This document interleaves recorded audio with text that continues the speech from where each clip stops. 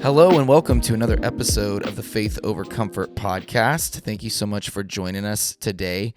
Before we get started, I just want to remind you guys that our Hate Evil, Love People hats are available. We got 2 different styles for you. And we also have some t-shirts left of our Stalwart drop that we had. And then we have a few extra from our Bison tees. And we do appreciate you guys for all of you that helped us. We ran out of a couple of items. Thank you so much for the love and the support. If you'd like, you can follow us on Facebook now. We are on YouTube. We are on X or Twitter, if you still call it that. And then, of course, we have Instagram where you can stay up to date with all of these. Check out latest podcasts. Check out some of the stuff that we're going to be doing behind the scenes. We are going to be opening up some things that will give you guys some behind the scene access here soon. But we do appreciate you guys, and we're going to be diving into this episode. We are chilling. The weather's changing, and it feels good. Cannot forget Blue Bottle coffee. Next week. What? Next week, these halls are going to be decked. You were just waiting to say that. It is November. Well, just as you were talking, I was thinking, get excited. Yeah, the weather is changing. November is here. And we keep doing this today. What that means is that means Christmas decor goes up. Yeah, it's November 2nd, right? When this comes out. Yeah. Yeah, when this comes out, it's November 2nd. Welcome. We've made it to nearly the end of 2025, but we can't forget our not sponsor today, but hopefully soon to be sponsor, Blue Bottle Coffee. Got my latte. It's the best. If you know, you know. It's just literally what it is. Hopefully those of you that have tried it, because we've had people telling us that, hey, I got Blue Bottle today. I'm trying Blue Bottle now or whatever. Mm-hmm. Let us know what you think. We'll run it up to headquarters and let them know, like, hey, listen, so-and-so in Bakersfield said it wasn't the vibe, or, oh my gosh, what layer of heaven did you get this from? So let us know what you think. Which one's your favorite? Bold, balanced, bright is the other one, and then espresso. Y'all, balanced or bright is my favorite. Bold is a little too bold for me. It's a little rough. Yeah. It's a little rough. I mean, I wouldn't say it's rough. It's just... I like bold, and it's rough. Oh, okay. She rough. Okay. Then it's not just me. I like balanced or bright. Oh, it's like your personality. Yeah. So, today what we are going to be getting into, basically, so just precursor, Justine told me to go easy on you guys. I said be nice. Be nice as we get ready to dive into this topic today. How did this topic come up? What we're talking about? It's very, very simple. At the end of the day, as followers of Jesus Christ, when it comes to these holidays, how do you celebrate them is really what it comes down to. But then as we started talking about this, the idea of so this is, okay, we're going to go down a little rabbit hole of Tom Hollenbeck, going back circa 2017, right around the time when my daughter was born, our very first child. That's when Tom jumped on this. What are we going to do when it comes to holidays? How are we going to celebrate them? Mm-hmm. Are we going to do Halloween? Are we going to do Easter and Christmas? Are we going to do all these big holidays the way that we've always done them? Yeah. Are we going to do them in the traditional sense of, just think about what you see down the halls when you're going through your different grocery stores, your big department stores. We're going to speak in code as much as possible in this episode. Yes, we are. And so then I started looking into the origins of all of these holidays, and I began to basically talk to Justine about how, listen, I don't know. I don't think we should do this. I really don't think that this is right. It went as far. A couple of our listeners will get this, Mr. Chase. And we've gone down, looking at there are festivals in the Bible that God wants us to celebrate. There's essentially 7 festivals. If you know them, put your comments in the comment section. But there are 7 festivals, but none of them are what we as Americans celebrate, you know? And so that's where I was living for a few years. Went as far as trying to get our family to celebrate these Jewish festivals. And it was something where, you know, you study it and you read it and you really get convicted as far as being a believer and I still value those Jewish festivals. But then, you know, it's very similar to if you're a new parent, you're like, my kids are never going to watch a tablet. They're never going to touch a cell phone. Screen time is going to be limited. Okay. Well, then you have a kid and you're trying to do something around the house and your kid's trying to, you know, cause chaos or whatever. And then so you learn through trial and error. And so what we're talking about today has come from both experience of trying to do what we thought was the right Christian thing to do based off of, you know, society, I guess, Christian society, and then also based off of practicality of what it's like to raise your kids and follow Jesus Christ closer and closer.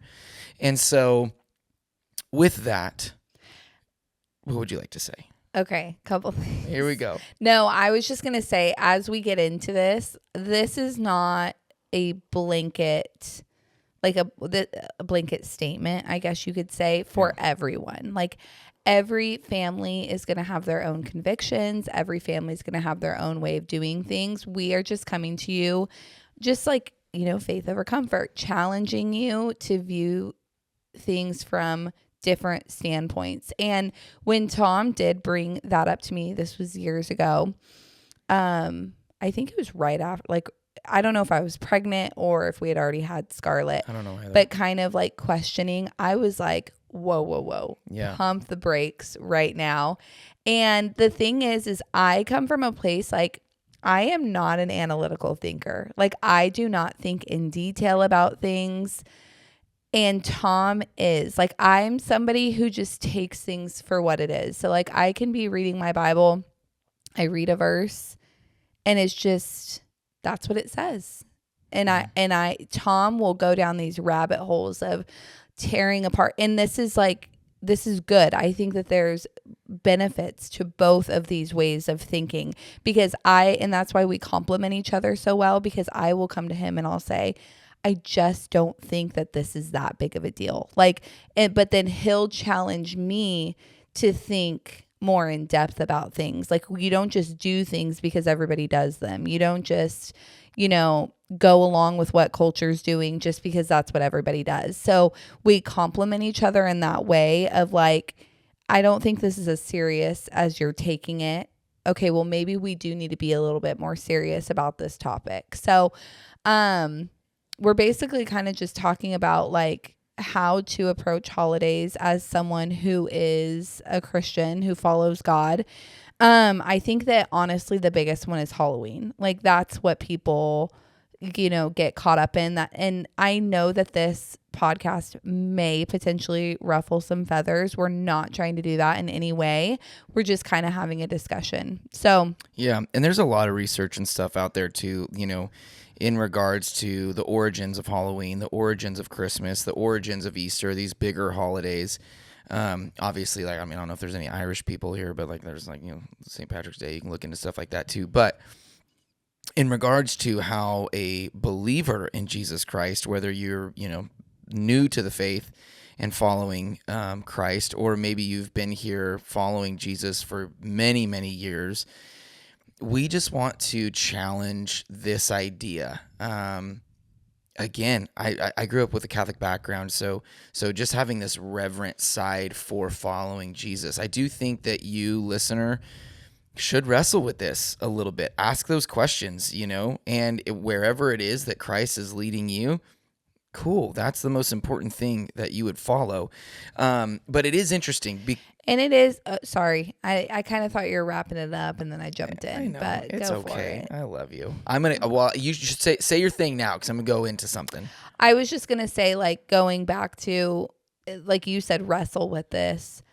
Yeah, this is something everyone should think about. What works for your family? It's almost like the topic of drinking. Like, that is not something, that's not a blanket thing. There are different convictions for everybody when it comes to that. There's leadership, all of that. That can get messy. Like that's just, and I think the same goes for this.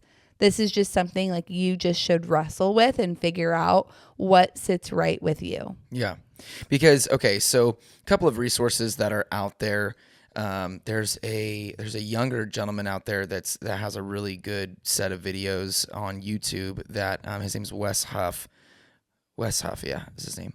And he's got a good set of videos and the origins of Christmas and Halloween and, kind of where the church falls in line. That's a good one. Wherever you're at with your local church, kind of fall in line with what they're doing. Obviously, you're going to your church, you've prayed about it. Falling in line there is also a good resource. The origins of all these different holidays technically don't have a Jew or a Christian Judeo origin. It wasn't like, when you think about Halloween, they said, how can we honor Jesus Christ in this? I saw a lot of videos this year where a lot of people were, talking about essentially the same thing, this idea of what is done on Halloween through Satan cultures and followings and stuff like that, dark magic and all this stuff. But I've also heard similar origins when it comes to Christmas and Easter. And really the conviction started with us was, did God ever tell us to celebrate these things? And then you start wrestling with them and you start looking at them. And Just Dan and I have found some very interesting verses when it comes to scripture, when it comes to what it looks like to follow Jesus. And at the end of the day, and you can correct me if I'm wrong, we've landed on the fact that we are supposed to follow Jesus every single day. Yeah. It's not something that one day we're going to put our Bible on the shelf and just say, listen, we're going to go have some fun. We're going to dress our kids up and we are going to, this idea that, whatever they dress up as, they inhabit the spirit of it. And it's like, well, my son dressed up as a Ninja Turtle. So now he's got the spirit of a Ninja Turtle or a Power Ranger, or, this year we are going as, Toy Story characters. So what? Then all of a sudden you're Bo Peep and I'm Woody and all these, like that. You think about it, and is that why we're dressing up? No, we're not dressing up for that. Well, let's just say the idea of carving a jack-o'-lantern. Oh, we're carving it to worship. It's like, well, no, we didn't even carve it this year. So if we paint, do we paint in the name of evil? Are we going around and gathering candy from houses to honor this false god? No, that's none of the reasons why we are celebrating Halloween the way that we have celebrated Halloween in the past. How am I doing so far? Good. Yeah, I know you're doing good. Okay. I just know I can be really intense, and I'm trying to really mellow it out just because I guess essentially the question is, what are you doing and why are you doing it? Mm-hmm. We have one thing that we will never do, our kids will never do. We're not going to dress up as some horror movie villain. We're not going to do that. We're not going to dress up as the devil, and when I say the devil, I mean all forms of the devil. Scripturally, the way that we portray the devil is nothing like what Scripture says. So whether you got a pitchfork and horns or whether you decide to dress up beautiful, like the most beautiful angel you could think of, we're not going to dress up like that. We're not going to dress up in these evil things for sure. But on top of that, do we believe that there's going to be this inhabitation of whatever? No, because going back to it, we're really just trying to have fun. And to me, it's as simple as Jesus lives inside of me, and that doesn't change on Halloween. Yeah. And that's always been my argument, even when Tom came to me and was questioning things. I was like, but we are not celebrating it in an evil way. It's innocent. It's just fun. And I did wrestle, not so much when Tom first brought it to me, because I was like, Absolutely Knee not. jerk reaction. Yeah. I'm taking the kids. No, Yeah. I'm just kidding. Yeah. I'm kidding. But I didn't wrestle with it so much then, because I feel like you too kind of like you wrestled with it for a while, and then you were like, yeah, like then it was like we had Scarlett and we were excited about these holidays, and it just kind of shifted. And but I feel like in recent years, I've personally noticed just on social media and stuff, this, I don't even want to call it a trend, but this, a lot of people expressing that they're not celebrating Halloween anymore. And it got me kind of questioning myself, like, am I wrong in this? Like, is this a selfish decision? But I couldn't shake the fact that I just didn't see it that way. Like, the reason why people weren't celebrating it was like, I understood it, but I just couldn't, it didn't sit right for me personally. Like, I personally just didn't feel that same conviction, if that makes sense. But I wrestled with that. Like, should I be feeling that way? Like, why don't I feel this way?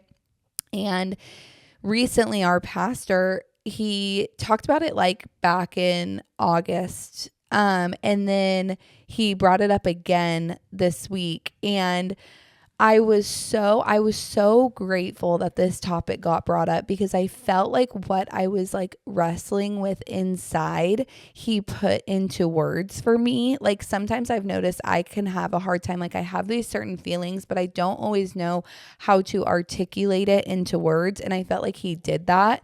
But one of the biggest things that he said that I loved so much, he talked about Psalms 118:24, and it says, "This is the day the Lord has made. Let us rejoice and be glad in it." And he talked about the fact that every single day is the Lord's, and that does not change on Halloween.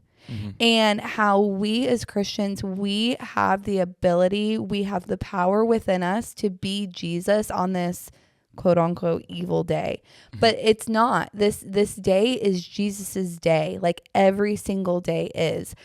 And kind of just talking about, like, as Christians, like, we are not to run from darkness. We're not to run away from, I say evil, but it sounds a little like, I say we're not to run from evil. Obviously, you're not supposed to engage in evil. So I did want to make sure I word that right.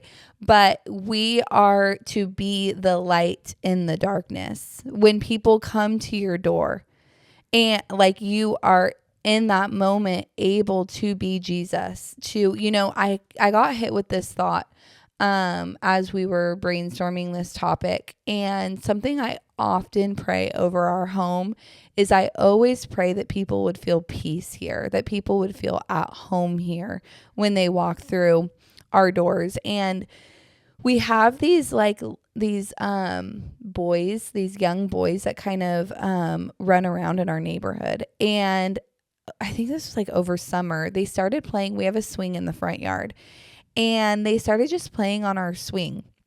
And it was just kind of funny. People do that sometimes. It's actually kind of hilarious when you think about it, because I could never picture myself just like walking up to someone's front yard and just hopping on their swing. But I'm okay with it, because I've always prayed that our home would feel peaceful to people, that people would feel welcome. And I just was kind of thinking about these boys, and it's kind of funny. They'll like hang out there for a while. They've straight up asked me like, "Hey, can I have some water?" And I feel like it would be so easy to be like, "No, like, you got to go home and get water," or "No."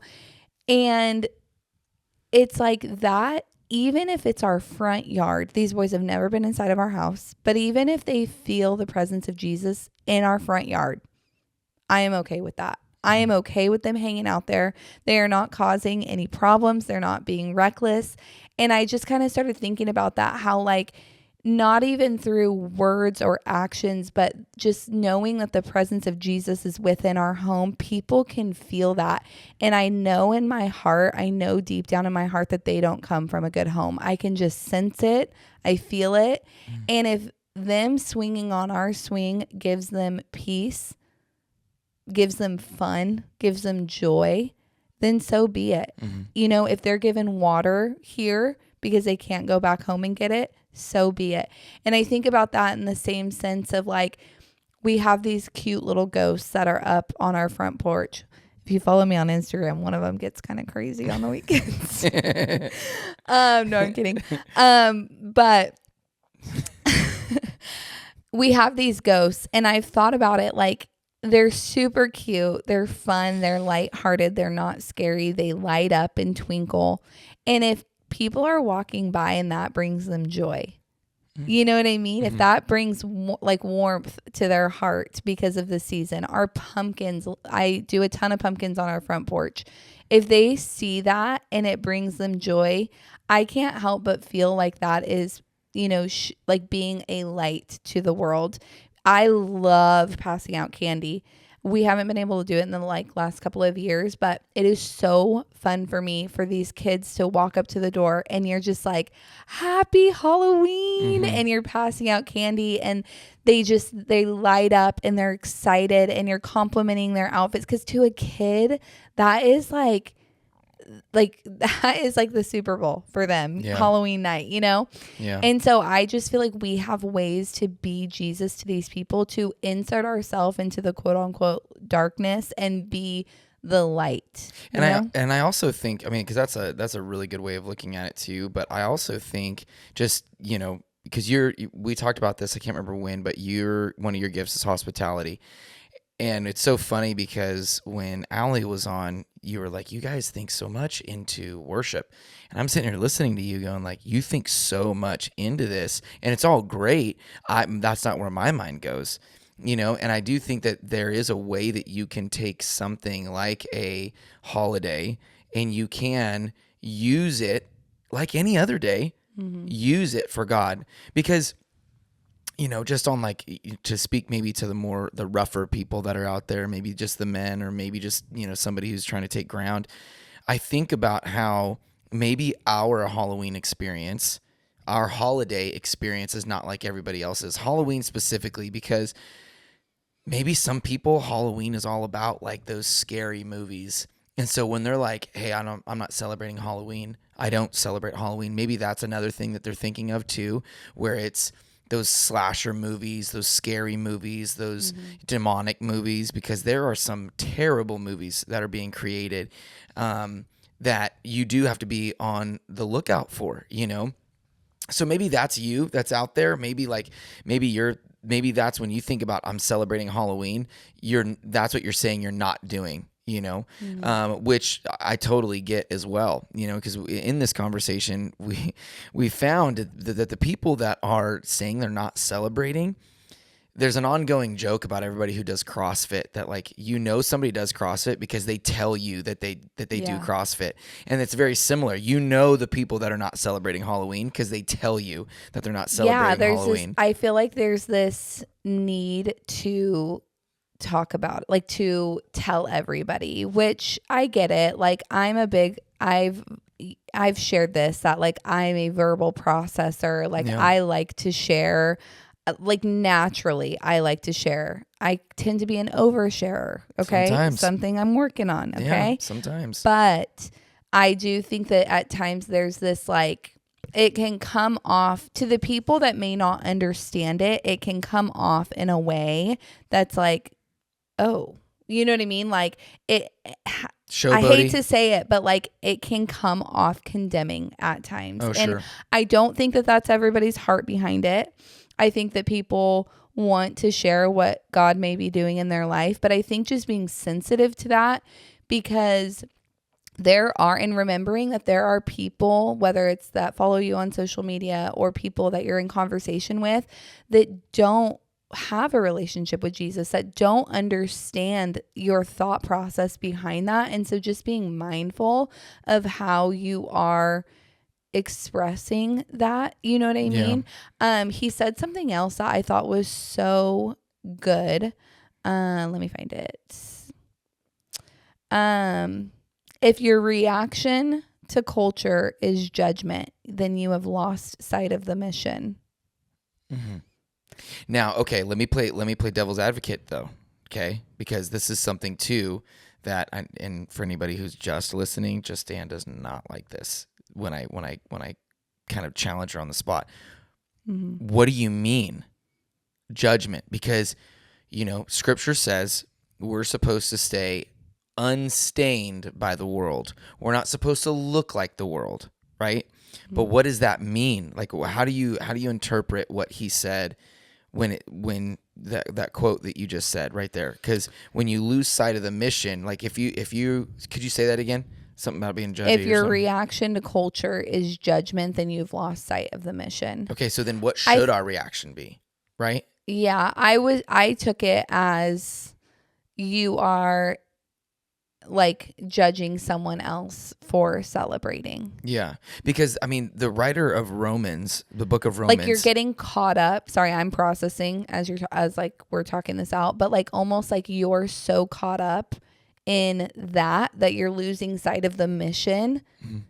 Like I think that so often, and I am guilty of this. So as I talk about this, like I'm talking to myself too, but I think so often Christians, we get so caught up in the little things, or we get so caught up in the legalistic side of things that we lose sight of the mission of what really matters. And like, if you look at the way Jesus lived his life, Jesus went to the people.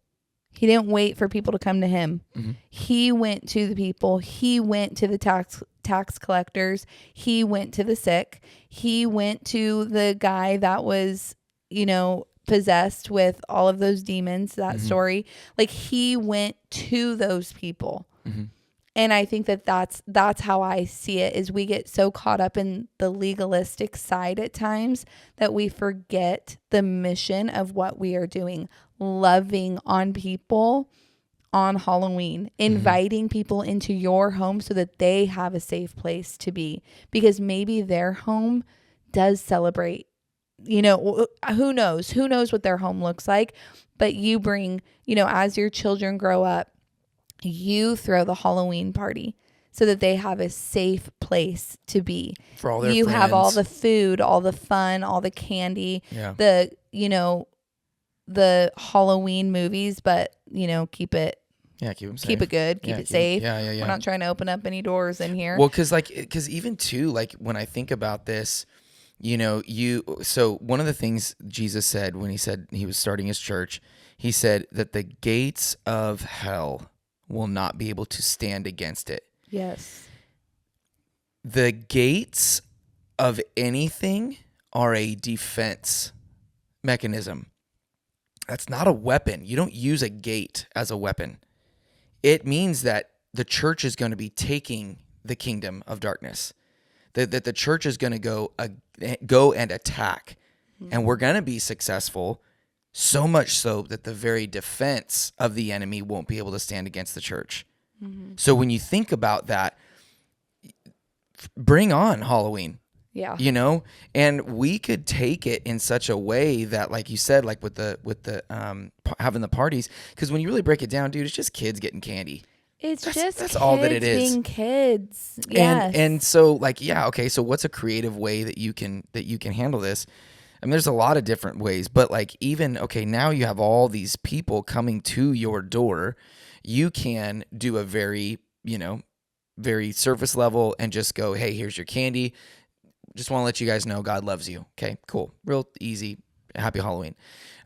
You can even go and you can go take it a step further. Like, hey, there's those little mini Jesuses. I saw this guy giving out mini Jesuses. Cute. Just give out a mini Jesus. You could be that one house on the block that gives out those little mini Bibles too. However you want to do it, but like there are ways that as people are coming up, there's so much fun in our neighborhood. People are going up and down. It kind of gives parents a little bit of an excuse maybe to connect with each other. My brother-in-law, his neighborhood, they'll go out and they'll give candy for the kids and then stuff for the adults. And just a way for everyone to communicate and stuff, it was actually really cute, and this is another good idea, but we went to one house and the guy was passing out. So it was his wife was passing out candy because she's like, I didn't want to give up passing out candy.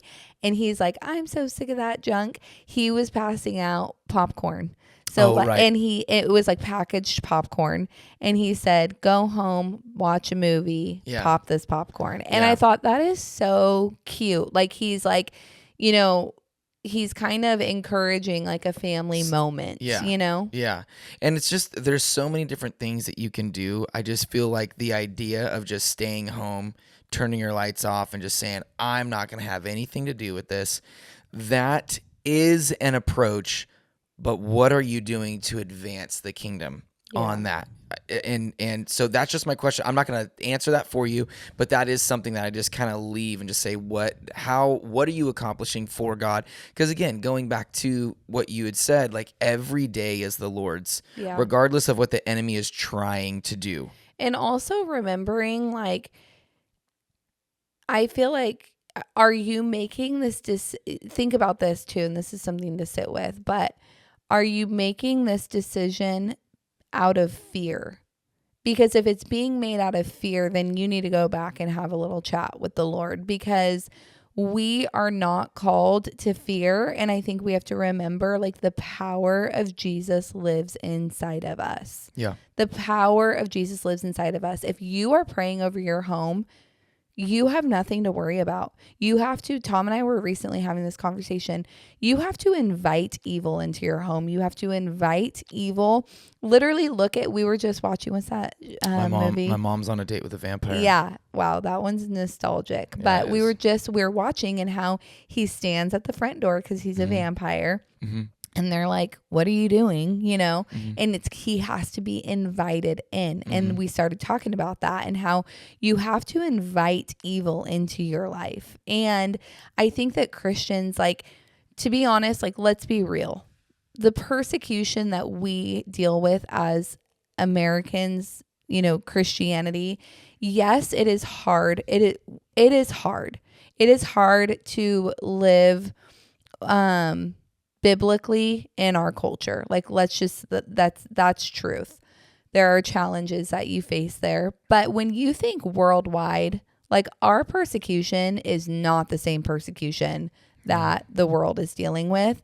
But I think that in a sense that has made Christians soft. Yeah. And I think that we get caught up in these things that I'm like, is it that big of a deal? You know what I mean?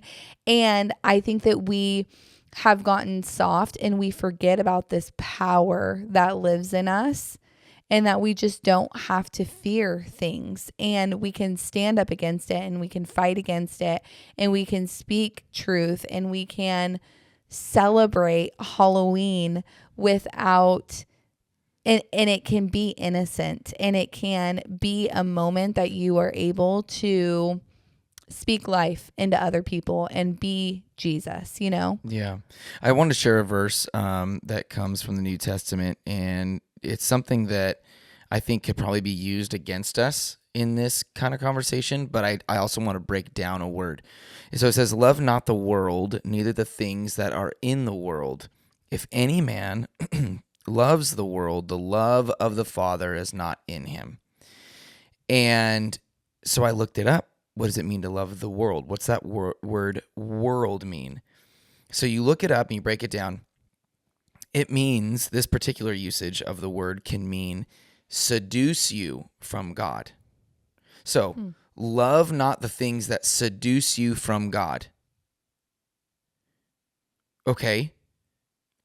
If I dress up like Buzz Lightyear, but I still love Jesus, then I'm not being seduced, right? Like, how does your giving out of candy seduce you from God? Like, when you really begin to break down, Scripture emphasizes that we make every single day about following Jesus. And if you are somebody who is excited about Halloween because you get to have a party at your house where everyone dresses up and it's goofy, but you make it lighter, and like you were suggesting about like the movies, it's not something dark and evil and all that stuff, but yeah, you throw on Nightmare Before Christmas, or you throw on Mom's Got a Date with a Vampire, or you throw on Not Hocus Pocus. You don't throw that on. But you throw on something that is, Boy Meets World Halloween episode. Yeah, Halloween episode. Yeah.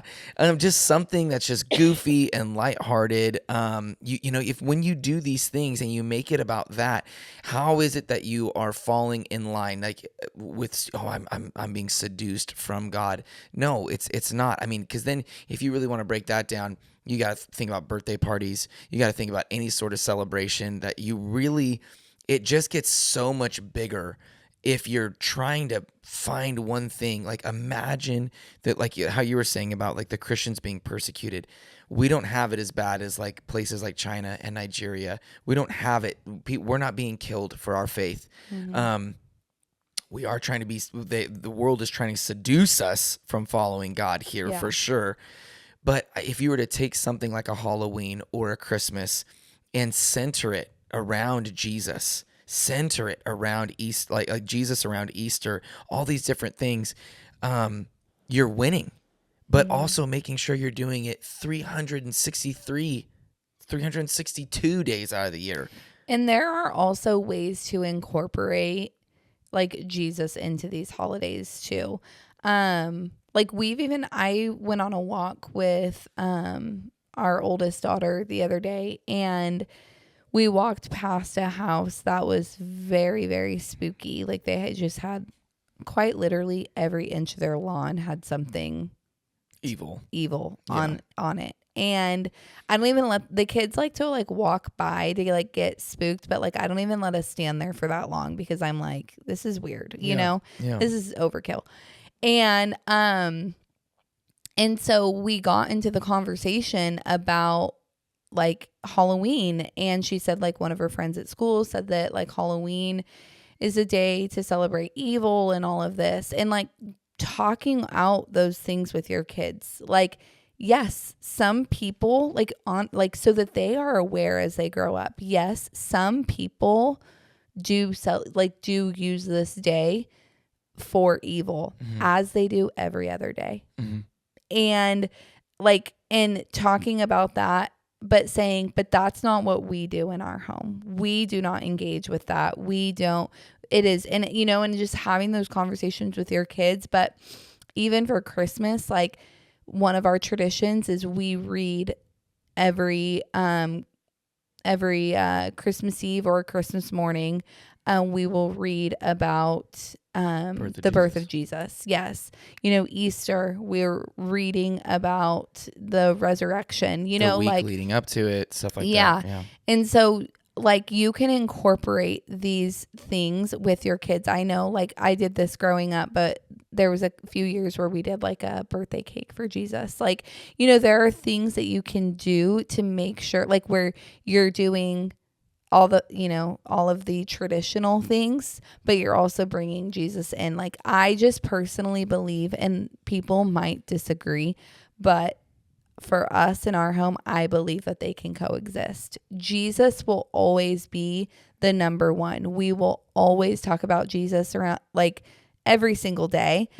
But I think that some of the traditions can coexist with, you know, Jesus being real and true and talked about within our home too. I mean, because that's what we're doing anyways. Like if you're somebody who is raising kids, that's what you're doing anyways. Every single day, you're trying to teach them about what God's doing in their life, your life, how to pray, how to read the Bible, all these different things.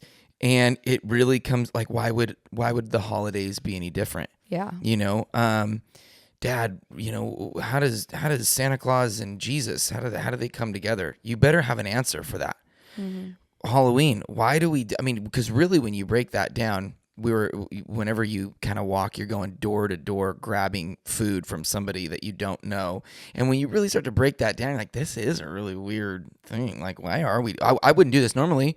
We're not going to go walk around our neighborhood right now and be like, hey, can I get food to eat, you know, from you house to house? And can we also for a second talk about, I don't know, maybe it's just because our kids are so little, but that candy does not get eaten. What do you mean? Like, our kids came home with so much candy. Like, their bags were heavy. And they have barely put a dent into it. Oh, I just assume they just use it all year long.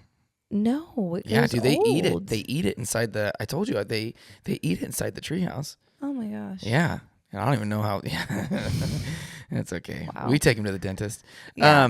But I mean, all of these origins, they're just very weird, you know. Yeah. And you think about how did we get from point A to point B?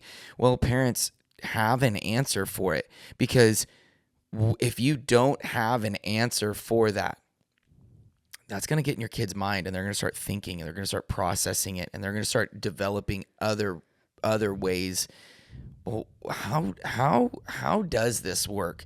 And really, as followers of Jesus, we've got to be able to connect these dots. Dad, why are there all these bunnies and eggs during Easter? I thought this was about the resurrection of Jesus. What are you going to say there? Are you going to break it down and be like, well, let me tell you, Julius Caesar and, blah, blah, blah, tried to, where is it in the Bible? All these different things. And my point really is just that this is no different than what we are doing every single day as a parent, Yeah. as a follower of Jesus Christ. If you are kidless, have you ever asked yourself these questions? Have you ever come to that position of saying, yeah, why does our world do it like this? Because you really do got to process through it. And I personally was not the kid that my brain didn't think like that. So like I wasn't asking those kinds of questions. But if you're raising someone like Tom, which our oldest daughter is a copy and paste of Tom, she asks a lot of questions.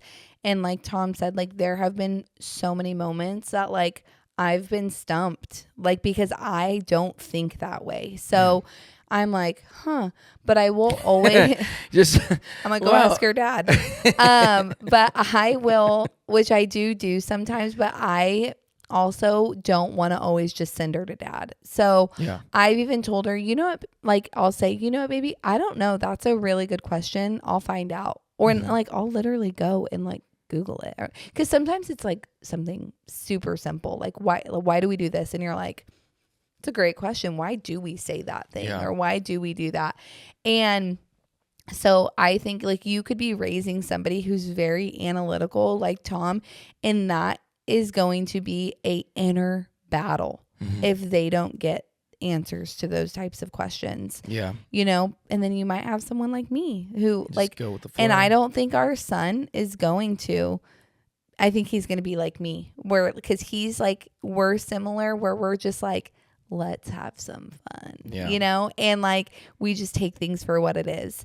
And so I think that but I also, going back, I think that that's where Tom and I are this yin and yang, because I think that it's also good to think about these things and to not just do whatever culture is doing or do things just because it's tradition. I do appreciate, I think that we right now, we were even just having this conversation with some family this weekend, but like, I also think that our culture is breaking a lot of traditions and ways. Like I think that like millennials, Gen Z, our generation, I feel like we're thinking about things and we're like, why are we allowing that? Like we were just having this conversation, like one of the things is sleepovers. A lot of people are right now saying no to sleepovers because they're like, having these conversations, they're like, whoa, that happened, at this sleepover or that,